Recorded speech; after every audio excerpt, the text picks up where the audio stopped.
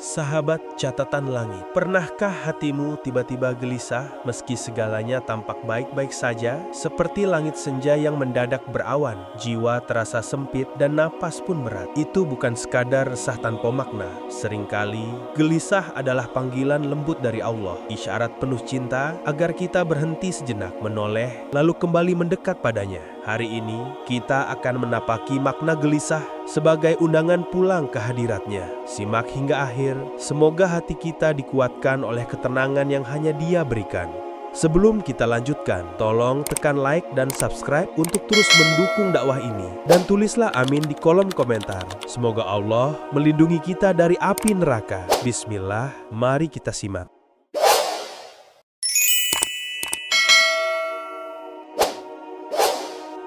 Akar kegelisahan. Gelisah seringkali datang tanpa undangan. Tiba-tiba meresap ke dalam dada seperti kabut yang tak terlihat namun menyesakkan. Hati merasa berdebar, pikiran sulit diatur, dan semua yang biasanya menenangkan seolah kehilangan daya. Kita mungkin mencoba menenangkan diri dengan hiburan, berbincang dengan teman, atau menenggelamkan diri dalam kesibukan. Namun tetap saja kekosongan itu terasa. Para ulama mengingatkan bahwa kegelisahan seperti ini bukanlah kebetulan. Ia adalah tanda bahwa jiwa sedang haus akan dzikir dan butuh kembali kepada Allah. Allah berfirman, "Dan barang siapa berpaling dari peringatanku, maka sesungguhnya baginya penghidupan yang sempit, dan kami akan menghimpunkannya pada hari kiamat dalam keadaan buta." Surat Toha ayat 124. Ayat ini menyingkap akar terdalam dari kegelisahan, jauh dari peringatan Allah. Hati yang jauh dari dzikir, dari bacaan Al-Quran, dari sholat yang khusyuk, akan merasa sempit walaupun dikelilingi kemewahan. Dunia bisa penuh tawa, tetapi bila hati lupa pada Robnya, tawa itu hanya masker yang menutupi kesepian batin. Syekh Ibnu Qayyim Al-Jauziyah rahimahullah menulis dalam Madarijus Salikin, dalam hati manusia ada kekosongan yang tidak dapat diisi kecuali dengan mengenal Allah. Jika dia dipenuhi selain Allah, maka hati itu tidak akan pernah tentram. Kalimat ini bagai cermin yang memantulkan kenyataan. Semakin jauh kita dari Allah, semakin resah hati kita, meski di luar kita tampak bahagia. Sebaliknya, semakin dekat kita dengannya, semakin damai jiwa, bahkan di tengah badai kesulitan. Perhatikan bagaimana kegelisahan sering datang ketika ibadah kita mulai kendor, ketika bacaan Al-Quran jarang kita sentuh, ketika sholat kita hanya gerakan tanpa rasa. Hati seperti taman, bila tak disirami dzikir, ia layu dan gering. Dzikir bukan hanya ucapan lisan, melainkan kesadaran penuh akan kehadiran Allah di setiap detik kehidupan. Tanpa itu, jiwa menjadi rapuh, mudah terterpa angin kekhawatiran dan ketakutan. Gelisah juga kerap muncul ketika kita terlalu menggantungkan kebahagiaan pada manusia atau benda. Kita menaruh harapan pada pekerjaan, pasangan, teman, atau harta. Namun ketika harapan itu dikhianati atau tidak tercapai, hati pun hancur. Ibnu Athaillah As-Sakandari dalam Al-Hikam menasehati, "Jangan berharap pada makhluk, karena mereka lemah seperti dirimu. Letakkan harapan hanya pada Allah, agar hatimu tidak terguncang oleh perubahan keadaan." Kata-kata ini menegaskan, selama kita mengikat kebahagiaan pada makhluk, kegelisahan akan terus menghantui. Cobalah merenung, ketika pikiran kita dipenuhi rencana dunia, ambisi karir, atau kekhawatiran tentang masa depan, seberapa sering kita menaruh Allah di pusat perhatian.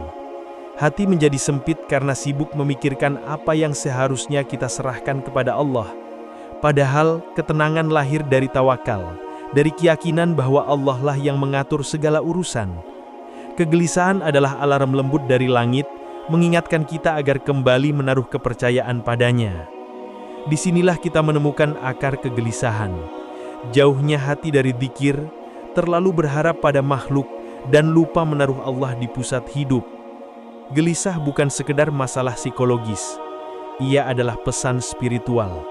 Maka, Ketika hati mulai resah, jangan buru-buru menutup telinga. Dengarkanlah. Mungkin itulah saatnya untuk kembali menegakkan sholat dengan khusyuk, membaca Al-Quran dengan hati yang hidup, dan menghidupkan zikir di setiap nafas. Ayat penenang jiwa. Ketika gelisah seperti ombak yang tak henti mengguncang dada, Allah menurunkan ayat yang menjadi jangkar bagi hati. Ingatlah, hanya dengan mengingat Allah, hati menjadi tentram. Surat Ar-Ra'd ayat 28. Ayat ini bukan sekadar bacaan indah, tetapi rahasia terbesar untuk menenangkan kegelisahan yang menghimpit jiwa. Ia menegaskan bahwa ketenangan tidak ditemukan dalam kesibukan dunia, melainkan dalam zikir yang menghubungkan hamba dengan Sang Pencipta. Zikir bukan sekadar lafaz yang diucapkan bibir, tetapi kesadaran batin yang menyalakan cahaya di ruang terdalam hati. Ketika seseorang menyebut Subhanallah, Alhamdulillah, atau Allahu Akbar dengan penuh penghayatan, ia sejatinya sedang merajut kembali ikatan dengan Allah. Ibnu Qayyim Al-Jauziyah berkata, zikir bagi hati bagaikan air bagi ikan. Bagaimana keadaan ikan jika jauh dari air? Begitu pula hati manusia. Tanpa zikir, ia menggelepar, kekurangan oksigen ruhani, dan kehilangan hidupnya. Bayangkan saat malam sunyi, ketika semua lampu kota redup dan hanya suara nafas yang terdengar. Disitulah zikir paling dalam menemukan tempatnya. Setiap tasbih, setiap istighfar bagaikan tetes embun yang meresap ke tanah kering. Rasa cemas yang menyesakkan dada perlahan mencair, digantikan ketenangan yang lembut. Seperti pelukan tak kasat mata, zikir menghadirkan kehadiran Allah yang begitu dekat, meyakinkan bahwa kita tidak pernah benar-benar sendiri. Rasulullah Shallallahu Alaihi Wasallam mengajarkan banyak bentuk zikir, tasbih, tahmid, takbir, tahlil, dan istighfar. Bahkan membaca Al-Quran adalah zikir yang paling agung. Syekh Abdul Qadir Al-Jilani, seorang ulama tasawuf Ahlus Sunnah, menuturkan, ketika engkau menyebut nama Allah, ingatlah bahwa Dia pun menyebut namamu di hadapan makhluk langit. Betapa indahnya, setiap lafaz zikir yang keluar dari hati akan dibalas dengan sebutan nama kita oleh Allah, Rabb semesta alam. Namun, zikir yang membawa ketenangan bukan sekadar ucapan berulang. Ia menuntut kehadiran hati. Ketika kita menyebut La ilaha illallah, sejatinya kita menegaskan bahwa tidak ada yang lebih layak dicintai dan diandalkan selain Allah. Ketika kita mengucap Astaghfirullah, kita mengakui kelemahan diri dan memohon ampunannya. Zikir seperti ini menyalakan nur iman, menyingkirkan kabut kegelisahan, dan mengisi ruang hati dengan cahaya. Seorang salik, penempuh jalan ruhani, menulis dalam catatan malamnya, aku mencoba menenangkan diri dengan musik, dengan percakapan panjang, dengan perjalanan jauh. Namun, hanya ketika aku duduk sendiri menyebut nama Allah, aku menemukan kedamaian yang tidak pernah aku temui di tempat lain. Kesaksian ini menunjukkan bahwa zikir bukan hanya ibadah, tetapi kebutuhan batin yang hakiki. Ketika gelisah datang, cobalah ambil wudhu, duduk tenang, dan sebutlah nama Allah berulang-ulang. Rasakan setiap hembusan nafas, setiap detak jantung, seolah berzikir bersama. Perlahan, kegelisahan akan larut seperti es yang mencair di bawah sinar matahari. Zikir bukan sekadar ritual, ia adalah dialog intim antara hamba dan Robnya yang mengikat hati pada ketenangan abadi. Bahkan di tengah kesibukan dunia, zikir dapat terus mengalir. Dalam perjalanan kerja, di sela-sela kesibukan rumah tangga, di antara deru kendaraan, kita bisa melafalkan tasbih dalam hati. Ibnu Rajab Al-Hambali menekankan, zikir yang terus-menerus, meski pelan, lebih dicintai Allah daripada zikir yang banyak namun terputus-putus. Ini kabar gembira. Ketenangan tidak menuntut waktu khusus, melainkan kesadaran yang terus dibawa. Surat Ar-Ra'd ayat 28 juga mengandung janji, hati yang selalu mengingat Allah akan dijaga dari keresahan. Ketika hati diselimuti zikir, masalah dunia tidak lagi menakutkan. Seperti perahu yang tenang di tengah ombak karena jangkar tertancap kuat di dasar laut, demikian pula jiwa yang berpegang pada zikir, tidak mudah goyah meski badai kehidupan datang. Zikir adalah rumah bagi hati. Selama kita jauh darinya, kita akan merasa seperti pengembara yang kehilangan arah. Tetapi begitu kita kembali, hati akan menemukan tempat pulang yang sesungguhnya. Zikir bukan hanya amalan, melainkan jalan kembali menuju ketenangan yang Allah janjikan. Di sanalah gelisah luluh dan jiwa pun beristirahat dalam dekapan ilahi. Menata sholat dan zikir. Ketenangan yang sejati lahir bukan hanya dari zikir lisan, tetapi dari ritme ibadah yang teratur. Sholat yang dijaga waktunya adalah fondasi yang menegakkan ketenangan batin. Allah menegaskan, "Jadikanlah sabar dan sholat sebagai penolongmu, dan sesungguhnya sholat itu berat, kecuali bagi orang-orang yang khusyuk." Surat Al-Baqarah ayat 45. Ayat ini mengajarkan bahwa sholat bukan sekadar kewajiban, tetapi penolong yang mengangkat beban keresahan. Sholat adalah pertemuan 5 kali sehari dengan Allah, Sang Pemilik ketenangan. Saat seorang hamba berdiri, mengangkat tangan dan mengucap Allahu Akbar, ia sesungguhnya meletakkan seluruh kegelisahan dunia di hadapan Rabb-Nya. Ibnu Qayyim Al-Jauziyah menulis, sholat adalah penyejuk hati dan kebahagiaan ruh. Siapa yang merasakan manisnya sholat, ia tidak akan mencari kesenangan di tempat lain. Namun, sholat yang menenangkan bukan sekadar gerakan tubuh. Ia menuntut kekhusyukan, hadirnya hati di hadapan Allah. Rasulullah Shallallahu Alaihi Wasallam pernah bersabda, sesungguhnya seseorang mendirikan sholat, tetapi tidak dicatat baginya, kecuali 1/6 atau 1/10-nya, sesuai kadar kekhusyukan yang ia hadirkan. Hadis riwayat Abu Daud. Khusyuk berarti menghadirkan kesadaran penuh bahwa kita sedang berdiri di hadapan Zat yang Maha mengatur seluruh alam. Bagaimana menumbuhkan kekhusyukan?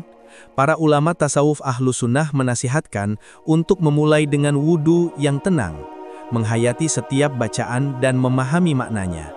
Saat membaca Al-Fatihah, bayangkan kita sedang berbicara langsung kepada Allah, karena dalam sebuah hadis qudsi, Allah berfirman, "Aku membagi sholat antara aku dan hambaku menjadi 2 bagian. Ketika hambaku membaca Alhamdulillahi Rabbil Alamin, aku menjawab, hambaku memujiku." Hadis riwayat Muslim. Selain sholat wajib, sholat sunnah rawatib, tahajud dan duha adalah pelengkap yang memperhalus jiwa. Sholat tahajud misalnya, menjadi waktu paling sunyi untuk menumpahkan doa dan keresahan. Dalam kegelapan malam, ketika dunia terlelap, seorang hamba yang bangun untuk bermunajat merasakan kedekatan yang tak tergambarkan. Ibnu Rajab Al-Hambari menulis, bangun malam adalah kebiasaan para kekasih Allah. Di dalamnya terdapat rahasia yang tak bisa diraih di siang hari. Syekh Ahmad Zarruq berkata, zikir setelah sholat ibarat penutup kain yang menjaga keindahan ibadah, agar tidak diambil angin lalai. Bayangkan seorang mukmin yang menata hidupnya dengan ritme sholat tepat waktu dan zikir yang tak putus. Pagi dimulai dengan subuh yang khusyuk, siang dihiasi zikir dalam perjalanan, sore dipenuhi doa setelah asar, dan malam ditutup dengan tahajud yang lembut. Hidupnya mungkin tetap penuh tantangan, tetapi batinnya bagaikan taman yang selalu dialiri air. Kegelisahan yang dulu menyesakkan perlahan digantikan oleh rasa aman yang lembut karena hati telah mengenal jadwal pertemuan dengan Allah. Sholat dan zikir adalah pagar bagi hati. Selama pagar ini dijaga, angin dunia tidak mampu merobohkan ketenangan jiwa. Syekh Abdul Qadir Al-Jailani berpesan, siapa yang menjaga sholatnya, maka Allah akan menjaga hatinya dari kegelapan. Siapa yang lalai dalam sholat, maka ia sedang membuka pintu keresahan. Menata sholat dan zikir bukan hanya disiplin, tetapi juga bentuk cinta. Ketika kita mendirikan sholat tepat waktu meski sibuk, ketika kita berzikir meski lelah, itu adalah ungkapan rindu kepada Allah. Dan setiap rindu yang tulus akan dibalas dengan ketenangan yang mendalam. Dalam sholat yang khusyuk dan zikir yang lembut, hati menemukan rumahnya, tempat di mana gelisah lenyap, dan hanya kedamaian yang tersisa. Mengurangi ketergantungan pada dunia. Ada kegelisahan yang halus namun mengikat, ketergantungan pada dunia. Ia muncul ketika hati terlalu menambatkan harapan pada makhluk dan lupa bahwa segala sesuatu hanyalah titipan. Kita menunggu pengakuan manusia, mengukur bahagia dari harta, dan merasa aman karena jabatan. Namun setiap sandaran itu fana, dan ketika rapuh, jiwa pun guncang. Allah menasihati kita, dan barang siapa bertawakal kepada Allah, niscaya Dia akan mencukupinya. Ayat ini adalah undangan lembut agar hati kembali bergantung hanya kepadanya. Para ulama tasawuf Ahlus Sunnah sering mengingatkan bahwa ketergantungan berlebihan pada dunia adalah akar keresahan. Imam Al-Ghazali menulis, ketika dunia menjadi tujuan, hatimu akan diperbudak olehnya. Ketika dunia hanya sarana menuju Allah, ia akan menjadi pelayan yang taat. Kalimat ini seperti cermin. Apakah dunia menjadi tuan yang kita kejar, atau sahabat yang menolong kita beribadah? Mengurangi ketergantungan bukan berarti menolak dunia. Islam tidak memerintahkan kita meninggalkan harta atau pekerjaan, tetapi menuntut agar hati tetap bebas. Seorang sahabat bertanya kepada Rasulullah tentang kekayaan, dan beliau menjawab, bukanlah kekayaan itu karena banyak harta, tetapi kekayaan adalah kaya hati. Hadis riwayat Bukhari Muslim. Kaya hati berarti merasakan cukup, meski harta mungkin sedikit, dan tidak takabur meski rezeki melimpah. Praktiknya dimulai dari cara kita memandang rezeki. Kita bekerja bukan semata untuk menumpuk, tetapi sebagai amanah. Setiap rupiah yang diperoleh adalah sarana ibadah, memberi nafkah keluarga, menolong fakir miskin, menyebarkan kebaikan. Ketika niat diluruskan, dunia berhenti menjerat hati, seperti kata Syekh Ibn Athaillah, janganlah hatimu bergantung pada sebab-sebab dunia, karena dialah yang menggerakkan sebab itu. Latihan hati lainnya adalah qanaah, merasa cukup dengan apa yang ada. Qanaah bukan berarti pasif, melainkan menerima takdir Allah dengan lapang dada, sambil tetap berusaha. Nabi menghadiskan, beruntunglah orang yang masuk Islam, diberi rezeki yang secukupnya, dan Allah menjadikannya merasa cukup dengan apa yang diberikan. Hadis riwayat Muslim. Ketika qanaah meresap, keinginan tak lagi liar dan kegelisahan akibat ketidakpuasan pun meredah. Selain qanaah, sedekah adalah cara ampuh melepaskan keterikatan. Saat kita memberi, kita mengakui bahwa harta hanyalah titipan yang bisa berpindah. Rasulullah menghadiskan, harta tidak akan berkurang karena sedekah. Ironisnya justru dengan memberi kita merasa kaya, sebab hati merdeka dari ketamakan. Syekh Abdul Qadir Al-Jilaini berkata, jika engkau ingin dunia tidak menipumu, letakkan dia di tanganmu, bukan di hatimu. Mengurangi ketergantungan juga berarti membatasi penilaian diri dari pandangan manusia. Banyak kegelisahan lahir karena kita terlalu peduli pada komentar orang. Padahal Allah sudah berfirman, cukuplah Allah menjadi penolong dan penilai. Surat Al-Ahzab ayat 39. Ketika ridha Allah menjadi tujuan utama, pujian atau celaan tak lagi mengganggu. Praktik kecil yang bisa dilakukan, batasi perbandingan diri dengan orang lain, syukuri hal-hal sederhana setiap hari, dan jadwalkan waktu tanpa gajai untuk menenangkan jiwa. Latihan-latihan ini bukan sekedar kebiasaan, melainkan langkah spiritual yang menuntun hati pulang pada sumber ketenangan sejati. Perjalanan melepaskan diri dari ketergantungan dunia bukan proses sekali jadi. Kadang kita jatuh pada rasa takut kehilangan harta atau ingin diakui manusia. Namun Allah selalu sabar menunggu. Dalam setiap kegelisahan yang datang ketika kita terlalu terpaut pada dunia, sejatinya Allah sedang menegur lembut. Kembalilah kepadaku, hanya aku yang tak akan mengecewakanmu. Ketika hati belajar bertawakal, dunia tetap bisa dinikmati tanpa menjerat. Kita bisa bekerja, berusaha dan mencintai, namun tidak lagi terikat. Hati menjadi ringan, karena hanya Allah yang menjadi sandaran. Inilah kebebasan sejati, dunia di tangan, Allah di hati. Menemukan kedekatan ilahi. Gelisah, jika ditelusuri dengan jujur, seringkali adalah isyarat lembut dari Allah. Seolah Sang Maha Pengasih menyalakan lampu kecil di lorong hati, agar kita berhenti sejenak dan menengok ke arahnya. Ketika dunia tak lagi mampu memberi rasa tentram, jiwa pun mencari sumber ketenangan yang hakiki, kedekatan dengan Rabbul Alamin. Para arif billah menyebut kegelisahan sebagai rindu yang disamarkan. Rindu untuk kembali pada fitrah, rindu untuk merasakan kehadiran Allah di sela-sela nafas. Syekh Ibn Atha'illah berkata, kadang Allah menahan pemberian agar engkau sibuk berdoa. Kadang Dia menurunkan kegelisahan agar engkau mencarinya. Kata-kata ini menyingkap rahasia. Galau bukan tanda keterasingan, melainkan panggilan pulang.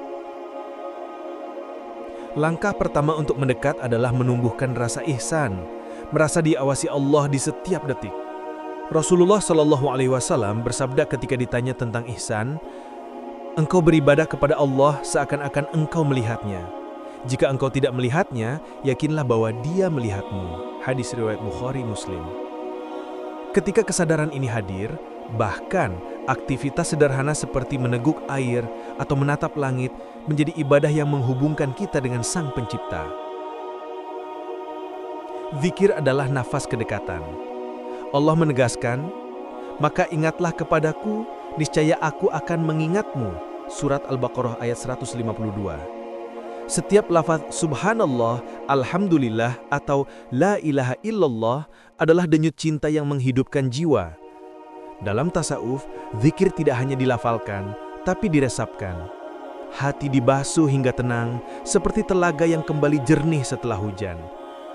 Selain zikir, doa adalah jalan rahasia untuk merapat pada Allah. Rasulullah Shallallahu Alaihi Wasallam bersabda, doa adalah inti ibadah. Hadis riwayat Tirmizi. Saat bibir bergetar memohon, kita mengakui kelemahan dan menyingkirkan kesombongan. Bahkan, kegagalan yang membuat kita menangis bisa menjadi hadiah karena air mata itu mengetuk pintu rahmat. Imam Hasan Al-Basri pernah menasihati, seorang hamba akan terus dalam kebaikan selama ia memiliki dua mata yang selalu menangis karena takut dan rindu kepada Allah. Kedekatan juga tumbuh melalui sholat malam. Dalam kesunyian tahajud, hati berjumpa dengan keheningan yang syarat makna. Rasulullah Shallallahu Alaihi Wasallam bersabda, sholat yang paling utama setelah sholat fardu adalah sholat malam. Hadis riwayat Muslim. Saat seluruh dunia terlelap, seorang hamba yang berdiri di hadapan Robnya merasakan cinta yang tak bisa diukur kata-kata. Namun, kedekatan ilahi bukan hanya di ruang ibadah formal. Ia hadir ketika kita menebar kasih, memaafkan kesalahan orang lain, dan menahan amarah. Allah berfirman, sesungguhnya Allah mencintai orang-orang yang berbuat baik. Memberi maaf, menolong yang lemah, dan menahan ego adalah zikir dalam bentuk amal. Ketenangan pun mengalir saat kita menyadari bahwa Allah selalu lebih dekat daripada urat leher. Surat Qaf ayat 16. Kedekatan ini bukan jarak fisik, melainkan kehadiran yang menyelimuti.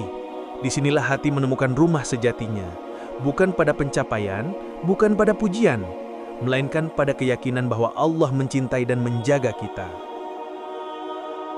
Ketika kedekatan ini meresap, gelisah yang dulu menekan berubah menjadi cahaya. Dunia mungkin tetap riuh, masalah tak serta-merta hilang, namun hati memiliki pusat gravitasi yang kokoh. Seperti pernyataan indah dari Syekh Abdul Qadir Al-Jailani, jika hatimu telah menemukan Allah, badai dunia hanya akan menjadi nyanyian lembut di kejauhan. Maka jangan menolak gelisah, sambutlah ia sebagai surat cinta dari Rob yang rindu untuk kau hampiri.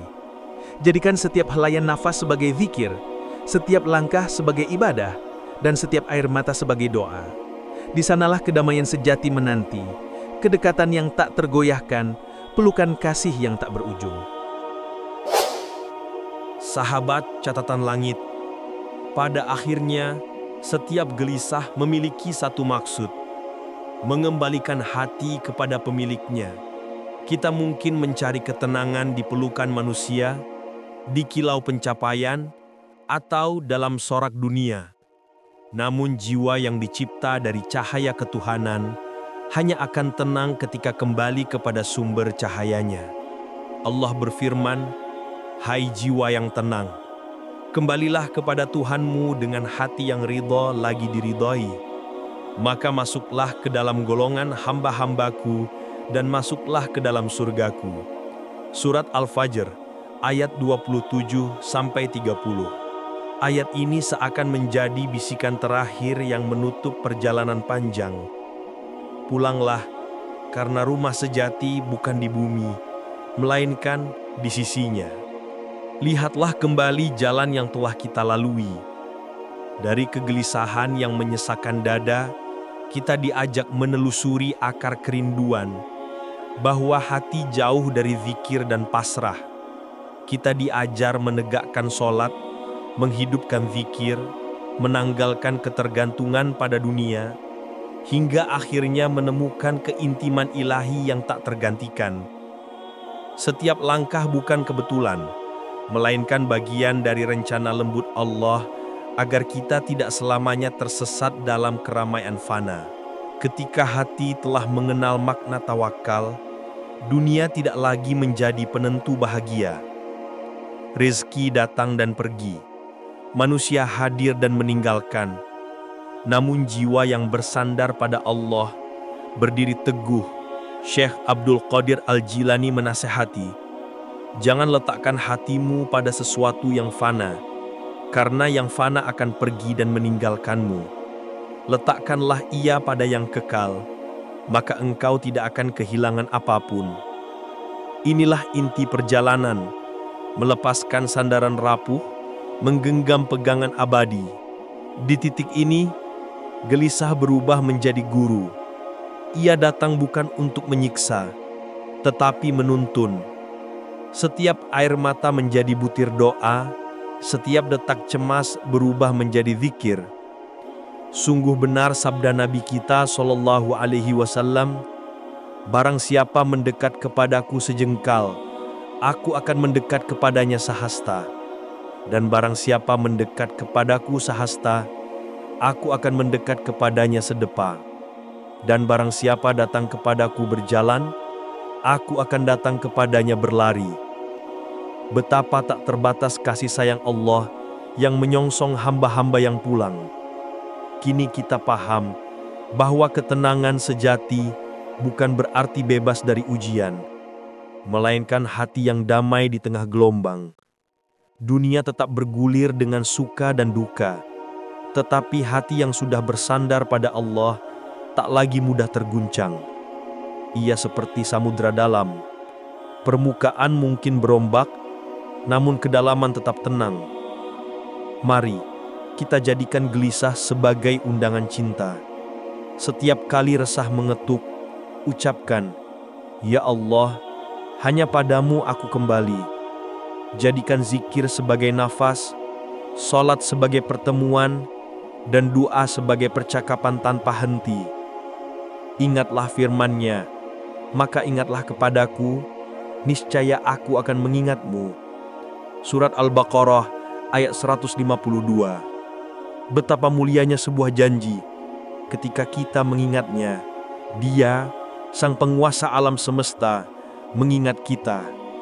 Maka pulanglah wahai hati yang lelah, lepaskan beban dunia, genggam tangan kasih-Nya, temukan rumahmu dalam keabadian rahmat-Nya, sebab di sanalah kedamaian abadi menanti, dalam pelukan Allah yang tak pernah menutup pintu.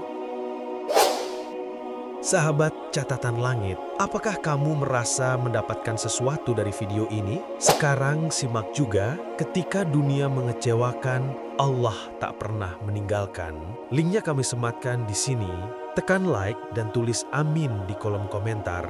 Semoga kita dan keluarga kita senantiasa menjadi jiwa-jiwa yang tiap hari kian lembut di hadapannya, bertambah dekat dalam cintanya, hingga hidup kita tak pernah lepas dari naungan rahmat dan kasih sayang Allah yang tak bertepi.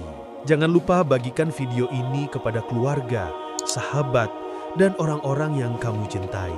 Karena bisa jadi hidayah itu datang melalui tanganmu. Subscribe sekarang dan aktifkan loncengnya agar tidak ketinggalan inspirasi penuh makna dari channel Catatan Langit. Terima kasih telah menyimak hingga akhir. Wassalamualaikum warahmatullahi wabarakatuh.